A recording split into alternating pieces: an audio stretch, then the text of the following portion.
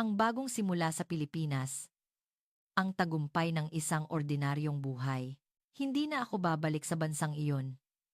Ito ang mga salitang binitawan ng mga Amerikano sa arrival lobby ng Ninoy Aquino International Airport habang mahigpit na hawak ang kanilang one-way ticket at lumuluha. Ang nangyayari ngayon sa Pilipinas ay hindi lamang isang simpleng turismo. Ito ay isang makabagong exodus. Isang pagtakas para sa kaligtasan. Bakit tatalikuran ng mga matagumpay na propesyonal mula sa pinakamakapangyarihang bansa sa mundo, mga doktor, na nagtapos sa Harvard, mga henyong inhinyero mula sa MIT ang kanilang karera, at yaman para lamang manirahan sa isang maliit na arkipelago tulad ng Pilipinas? Ang kanilang natagpuan dito ay hindi mga tanawin o masasarap na pagkain. Ito ay isang napakahalagang bagay na sa sobrang ordinaryo ay hindi na natin napapansin. Ang kwento ng isang 62 taong gulang na lola na tinalikuran ang sariling bayan para sa kaligtasan ng kanyang apo. Kapag narinig mo ang kanyang kwento tungkol sa pagguho ng Amerika at ang dahilan ng kanyang pag-iyak sa Pilipinas, magbabago ang iyong pananaw sa sarili mong bansa. Ito ang katotohanang gumulantang sa buong Amerika. Ang exodus ng 180,000 Amerikano sa NAIA. Nagulantang ang buong Amerika sa dahilan kung bakit pinipili ng mga mataas ang pinag-aralan mga doktor, inhinyero, at IT professional na manirahan sa Pilipinas. Ang buong bansa ay nayanig sa katotohanang ito. Ang Pilipinas ay isang hindi kapanipaniwalang bansa. Mahirap paniwalaan na may ganitong lugar sa mundo, sabi ng isa. Umaabot sa 210,000 ang dumarating sa NAIA araw-araw, at tila ang buong mundo ay dumadagsa sa Pilipinas. Nang ibahagi ng isang Amerikano kung bakit niya iniwan ang lahat para sa Pilipinas, nayanig ang lipunang Amerikano. Hindi lamang iyon, kabilang sa mga umaalis ay ang mga elite mga doktor mula sa Harvard at inhinyero mula sa MIT. Ayon sa datos noong 2025, mayroong 213,847 Amerikano na naninirahan sa Pilipinas, isang 425% na pagtaas mula 5 taon na ang nakalipas. Ano ang kanilang natagpuan sa islang ito na mahigit 8,000 kilometro ang layo kapalit ng American Dream? Lola, nagtago na naman ako sa ilalim ng mesa sa eskwelahan kanina. Ako si Ellen Thompson, 62 taong gulang. 30 taon akong nagtrabaho bilang nurse manager sa isang malaking ospital sa Seattle. Nang marinig ko ang mga salitang iyon mula sa aking 8 taong gulang na apong si Emily, nayakap-yakap ko. Nanigas ako. Ang mga sinabi ng anak kong si Jessica ay nagpatigil sa tibok ng puso ko. Binuklat kong muli ang sulat mula sa daycare ni Emily. Ang titulo, Paalala para sa Emergency Lockdown Drill. Isang lockdown drill para sa isang 8 taong gulang na bata. Dala ang papel, pumasok ako sa banyo, at umiyak ng walang tunog. Sa loob ng 30 taon sa ospital, nasaksihan ko na ang lahat, ngunit gumuho ang mundo ko sa katotohanang kailangang pagdaanan ng sarili kong apo, ang isang active shooter drill. Ang aking asawa, si David, ay isang retiradong guro sa high school. Sa edad na 50, ilang buwan na siyang nagtitiis sa pananakit ng kanyang tuhod. Hindi ko malilimutan ang sinabi ng receptionist nang tumawag ako para magpa-appointment sa isang orthopedic doctor. Ang pinakamaagang schedule para sa unang konsulta ay pagkatapos ng 6 na linggo. Ang MRI ay 4 na linggo pa pagkatapos niyan. 10 linggo para lang malaman kung ano ang problema. Sa panahong iyon, lalong lumala ang tuhod ni David. Hirap na siyang umakyat kahit sa hagdan. Gabi-gabi, naririnig ko siyang daing sa sakit at pakiramdam ko ay wala akong magawa.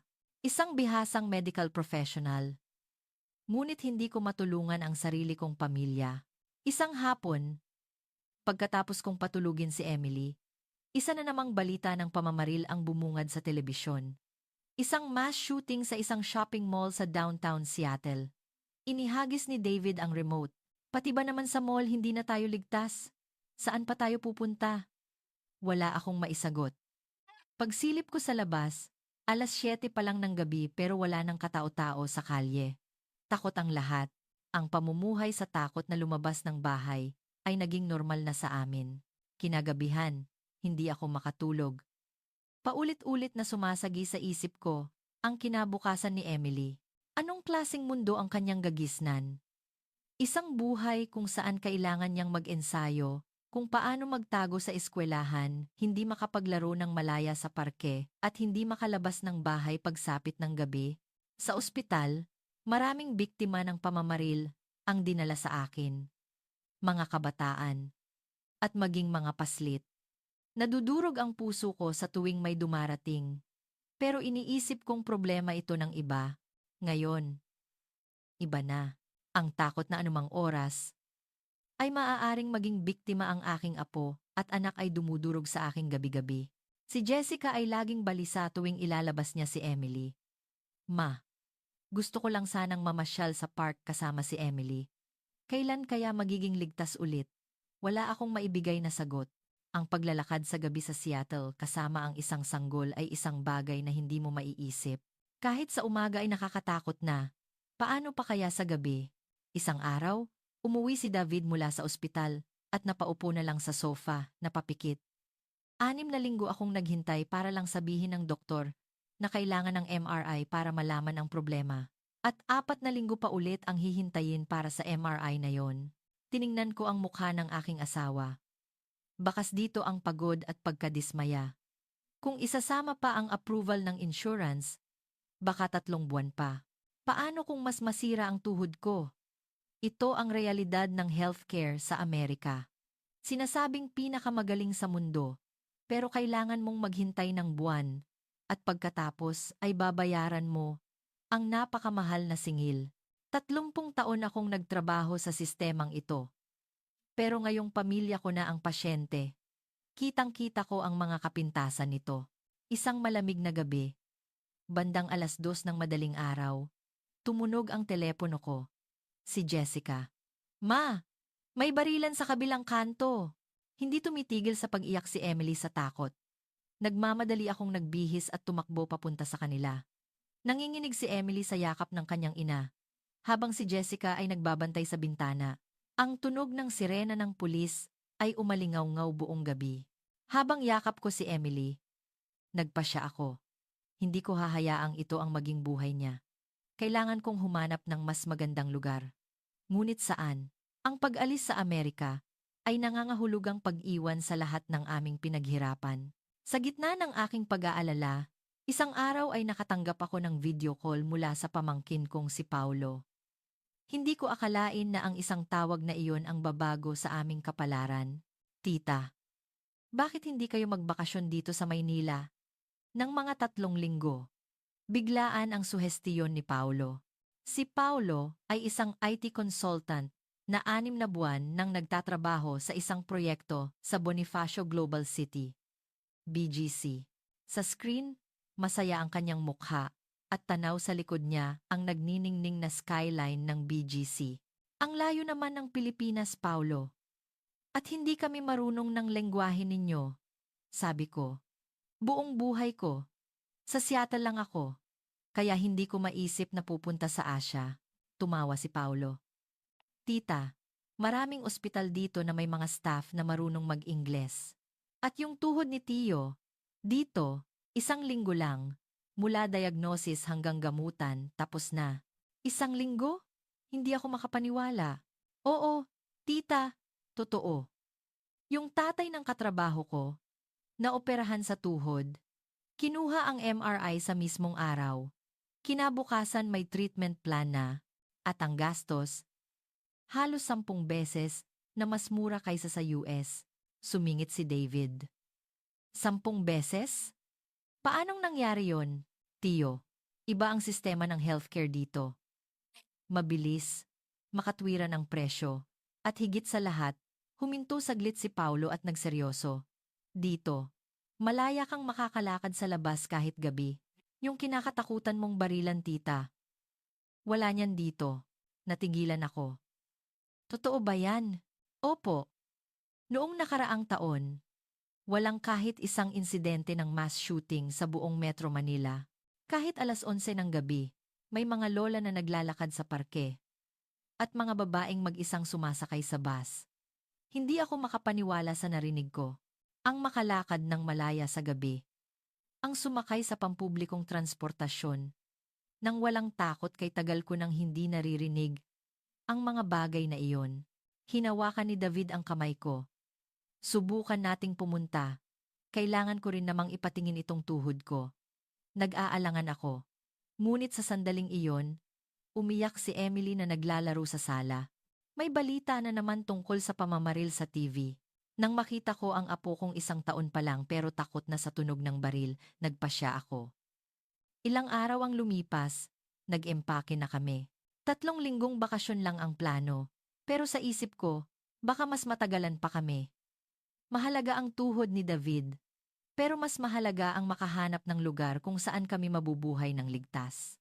Hinatid kami ni Jessica sa airport, karga si Emily. Ma, kung maganda dyan, pwede rin ba kaming pumunta? Puno ng pag-asa ang mga mata niya. Tingnan natin pagdating doon, sabi ko, at niyakap siya ng mahigpit. Kung totoo ngang ligtas sa Pilipinas, isasama ko sila. Habang dumadaan kami sa security check, muli kong naramdaman ang realidad ng Amerika. Mga pulis na armado na parang sundalo, mahigpit na inspeksyon, mga taong balisa. Maging ang airport ay parang isang war zone. Ang 14 na oras na biyahe ay mahaba, ngunit panatag ang loob ko. Mayroon pa kayang lugar kung saan hindi ko kailangang mag-alala tungkol sa baril? Isang lugar kung saan malaya akong makakalakad sa gabi? Isang lugar kung saan kahit matanda na, may puwang pa rin ako sa lipunan. 10:00 ng gabi nang lumapag kami sa Naya. Paglabas namin, nakita namin si Paulo na kumakaway. Tita! Tiyo! Welcome po! Paglabas namin ng airport, ang unang napansin ko ay ang hangin. May kakaiba, walang tensyon. Ang mga tao ay relax, walang nagbabantay sa paligid. Sakay na tayo ng Grab papuntang BGC, sabi ni Paulo. Nagulat ako. 10:00 na ng gabi. Pero mag-Grab tayo? Opo naman. Bakit po? Dito, kahit hating gabi, ligtas magbiyahe. Sa Amerika, ang pagsakay sa pampublikong sasakyan ng ganitong oras ay parang pagpapakamatay. Ngunit para kay Paulo, normal lang ito. Pagdating namin sa BGC, lalo akong namangha. Malinis ang mga kalsada, maliwanag, at higit sa lahat, ramdam ko ang kaligtasan. Hinawakan ko ng mahigpit ang kamay ni David. David, ang kakaiba. Hindi ako natatakot. Tumango rin siya. Habang nasa biyahe, may nakita akong isang matandang babae, mga 70 anyos, na naglalakad mag-isa, may dalang malaking paper bag. 10:00 na ng gabi, pero mag-isa siya sa labas. Sa Seattle, imposible iyon. Habang tinatahak namin ang daan papasok sa BGC, natanaw ko ang mga ilaw sa paligid ng mga parke. May mga taong nagbibisikleta at nagjo-jogging. 11:00 na. Hindi ba delikado para sa kanila? Tanong ko. Tumawa si Paulo. Tita, araw-araw na tanawin yan dito. May mga nag-ehersisyo pa nga hanggang alauna ng madaling araw. Hindi ako makapaniwala. Nakarating kami sa kondo ni Paulo bandang 11:30 ng gabi. Nasa 30th floor ito. At tanaw mula sa bintana ang buong BGC. Magpahinga na po kayo. Bukas ng umaga, may appointment na kayo sa ospital para sa tuhod ni Tio. Pagkatapos mag-ayos ng gamit, lumabas ako sa balkonahe. Kahit hating gabi na. Buhay na buhay ang syudad. May mga nag-uusap sa labas ng convenience store. Mga empleyadong pauwi galing trabaho. Mga estudyanteng may backpack. Lahat sila ay naglalakad ng walang takot. Lumapit si David at inakbayan ako. Ellen, parang nasa ibang mundo tayo. Oo nga. Ito ba ang normal? O ang lugar natin? Ang abnormal? Nang gabing iyon, sa unang pagkakataon sa mahabang panahon, nakatulog ako ng mahimbing. Walang kaba. Walang takot. Dito, sa halip na putok ng baril, tawanan ng mga tao ang naririnig ko mula sa bintana. 9:00 ng umaga, Dinala kami ni Paulo sa isang malaking ospital sa BGC. Pagpasok pa lang namin sa lobby, namangha ako. Malinis, moderno, at may nakasulat na International Patient Center. Isang staff ang bumati sa amin, sa matatas na Ingles. Mr. and Mrs. Thompson, our patient coordinator, Miss Mila, will be with you shortly. Ilang minuto lang, isang babae ang lumapit. Hello po, ako si Mila, ang mag-aasikaso sa inyo. Hindi pa rin ako makapaniwala. Ang appointment na kailangan naming hintayin ng ilang linggo sa Amerika, nakuha namin sa loob lang ng isang araw bilang mga dayuhan. Habang naghihintay, napansin kong marami ring dayuhang pasyente. Marami po talagang dayuhan dito. Paliwanag ni Mila. Lalo na po mula sa Amerika, dumami sila nitong mga nakaraang taon. Mataas ang kalidad ng serbisyo, pero abot kaya. Maya-maya, tinawag na ang pangalan ni David. Sinalubong kami ng isang doktor na mukhang nasa 50s. Magandang umaga. Ako si Dr. Reyes. Ano po ang problema? Ipinaliwanag ni David ang kondisyon niya habang tinutulungan kami ni Mila. Kailangan nating kunan ng MRI para makasiguro, sabi ni Dr. Reyes. Kung pwede, kunan na natin ngayong umaga. Ngayon na? Gulat na tanong ni David. Opo. May schedule pa po isang oras mula ngayon. Hindi ako makapaniwala. Ang MRI na 4 na linggo naming hihintayin sa Seattle, makukuha namin sa loob ng isang oras. At totoo nga. Pagkatapos ng isang oras, natapos ang MRI ni David. At bago magtanghalian, lumabas ang resulta. May punit sa iyong meniscus at nagsisimula na ang arthritis. Sa ngayon, hindi kailangan ng operasyon. Nirerekomenda ko ang stem cell therapy, paliwanag ni Dr. Reyes habang ipinapakita ang resulta. 3 beses na iniksyon lang at malaki na ang igiginhawa niya. Bilang isang nurse na may 30 taong karanasan, ngayon lang ako nakakita ng ganito kabilis na proseso. Dumating kami ng 9:00. At bago mag-2:00 ng hapon, may diagnosis at treatment plan na kami. Magkano po ang aabutin? Tanong ko.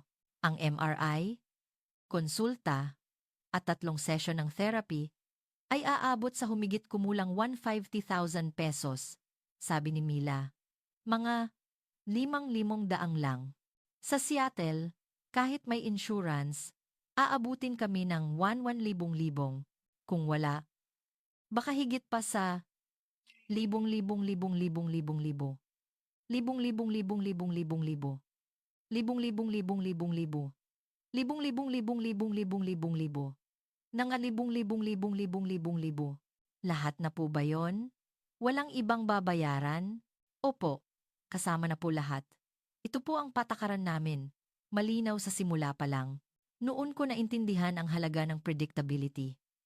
Sa Amerika, darating ang bill pagkatapos ng lahat at sa bawat pagkakataon, parang hihimatayin ka sa gulat. Dito, malinaw at makatwiran ang lahat. Paglabas namin ng ospital, sabi ni David. Hindi ako makapaniwala sa nangyari. Totoo ba to? 6 na buwang paghihintay. Natapos sa kalahating araw, sagot ko. Hapon na iyon, may ipinakita sa amin si Paulo. Dinala niya kami sa isang senior citizen center na pinapatakbo ng lokal na pamahalaan. Tita, baka magustuhan niyo dito. Isang buong gusali na para sa mga senior. Sino mang asingtang pataas, pwedeng pumunta dito. Welcome din ang mga dayuhan, sabi ni Paulo. Mayroon silang cafe, gym, mga classroom, at recreation hall. Namangha ako sa nakita ko. Sa isang silid, may mga senior na nag-aaral gumamit ng computer. Sa kabila, may ballroom dancing. Sa recreation hall, may nagkakaraoke at naglalaro ng mahjong. Magkano ang bayad dito? Tanong ko, libre. O kaya't napakamura. Suportado kasi ng gobyerno. Sagot ni Paulo. May narinig kaming nag-uusap sa Ingles. Isang grupo ng mga Pilipino at dayuhang senior. Lumapit sa amin ang isang babaeng Amerikana. Taga-Amerika rin ba kayo? Opo, mula sa Seattle. Ako naman, taga San Francisco. 3 taon na ako dito. Nagpagamot din ang asawa ko. At dito na kami nanirahan. Ang pangalan niya ay Carol. 18 taong gulang. Kumusta po ang buhay dito? Tanong ko. Napakasaya. Sabi niya. Nagvo-volunteer akong magturo ng Ingles. At ang asawa ko naman, nagbibigay ng libreng business lecture. Sa Amerika, pag nag-retire ka, tapos na. Dito, bagong simula. Hindi po ba kayo nalulungkot? Hindi. Napakasaya ng komunidad dito. At higit sa lahat, ang kalayaan na makapaglakad sa gabi ay napakalaking bagay. Pag alis namin sa center, napaisip ako, sa Amerika, ang mga retirado ay madalas na nakakulong sa bahay, malayo sa mga kaibigan, at takot lumabas. Pero dito, iba. Sila ay bahagi pa rin ng lipunan, patuloy na natututo, at may halaga. Gabi na, at dinala kami ni Paulo sa isang parke sa BGC. Tita, Tiyo, ito ang pinakagusto kong ipakita sa inyo. 8:00 na ng gabi, pero puno ng tao ang parke. May mga pamilyang nagbibisikleta, mga nagjo-jogging, at mga senior na namamasyal. Itinuro ko ang 2 lola na magkaakbay na naglalakad. Tingnan mo sila, walang takot. Araw-araw po yan dito, tita. Sabi ni Paulo. Naupo kami sa isang bench. Sa kabila ng parke, tanaw ang mga nagtataasang gusali at rinig ang tawanan ng mga tao. Hinawakan ni David ang kamay ko. Ellen, alam ko na kung ano ang hinahanap natin. Ano yon? Isang ordinaryong buhay. Ang makapaglakad sa gabi, makapunta sa ospital, makipag-usap sa tao. Mga bagay na sa Amerika, luho na, tama siya. Ang natagpuan namin sa Pilipinas ay hindi isang pambihirang bagay. Kinabukasan, sinubukan naming mamasyal ng kami lang. Medyo kabado ako, pero sabi ni David, kaya natin to. Hindi kami nahirapang mag-commute. Ang mga sign ay may Ingles. At ang mga tao ay mababait. Isang security guard pa ang tumulong sa amin kung paano sumakay ng BGC bus. Pumunta kami sa isang lumang simbahan sa Makati. Nakita namin ang isang sign. Seniors, free admission. Namangha kami. Sa isang kainan, kumain kami ng tanghalian sa halagang 4 na lang pesos para sa aming dalawa. Sa Seattle, aabutin ito ng 4. Sabi ni David, Ellen, kailan tayo huling naglakad-lakad ng ganito kalaya sa edad nating ito? Sa Seattle, laging nasa sasakyan, hindi lumalabas sa gabi at laging takot. Hapon na iyon, ipinakilala kami ni Paulo sa nanay ng kaibigan niya, si Tita Lorna. Isang aktibong senior sa komunidad. Welcome sa Pilipinas. Bati niya. Si Tita Lorna ay 73, pero puno ng buhay. Ano po ang ginagawa ninyo dito, Tita Lorna? Tanong ko. Naku, busy ako. Hija. Nag-aaral ako ng computer, sumasali sa choir, at nagvo-volunteer. Kailangan, kahit matanda na, may ginagawa para masaya. Ang mga salita niya ay tumatak sa akin. Sa Amerika, ang pagre-retiro ay tila katapusan. Dito, ito ay isang bagong kabanata. Pag-uwi namin, tinawagan ko si Jessica. Anak, ibang-iba dito. Ikinuwento ko ang lahat. Ang ospital, ang ligtas na kalye, ang masayang komunidad ng mga senior. Totoo po ba lahat yan, ma? Oo, anak. Ngayon ko lang nalaman kung gaano ka-abnormal ang buhay natin doon. Pagkababa ng telepono, lumabas ako sa balkonahe. Lumapit si David.